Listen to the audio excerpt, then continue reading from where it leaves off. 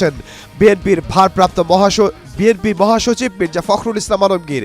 বিএনপির ভারপ্রাপ্ত চেয়ারম্যানকে স্বাগত জানালেন বিএনপির স্থায়ী কমিটির সদস্য মির্জা আব্বাস।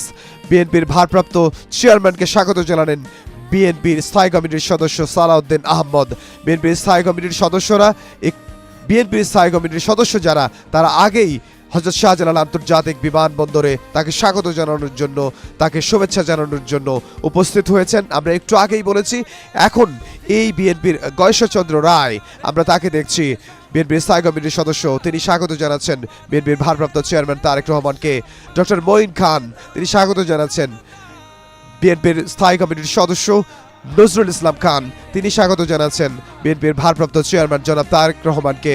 এবং আমরা দেখতে পাচ্ছি আমির খসরু মাহমুদ চৌধুরী, তিনি স্বাগত জানাচ্ছেন বিএনপির ভারপ্রাপ্ত চেয়ারম্যান জনাব তারেক রহমানকে। বিএনপির স্থায়ী কমিটির সদস্য যারা রয়েছেন, তারা হযরত শাহজালাল আন্তর্জাতিক বিমানবন্দরে এসে পৌঁছেছেন এবং তারা সেখানে মেজর হাফিজ, তাকে আমরা দেখতে পাচ্ছি, এবং বিএনপির সিনিয়র যুগ্ম মহাসচিব রুহুল কবির রিজভী, তিনি স্বাগত জানাচ্ছেন।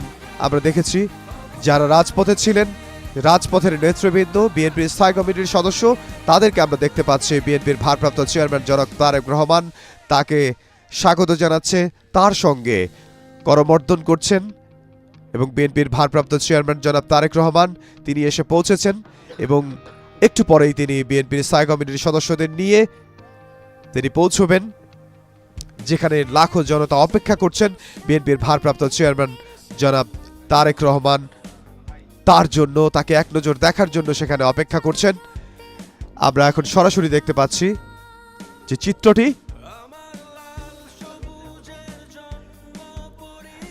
এবং আমরা দেখতে পাচ্ছি যে আত্মীয় স্বজন যারা রয়েছেন, বিএনপি চেয়ারপারসন বেগম খালেদা জিয়ার যে বোন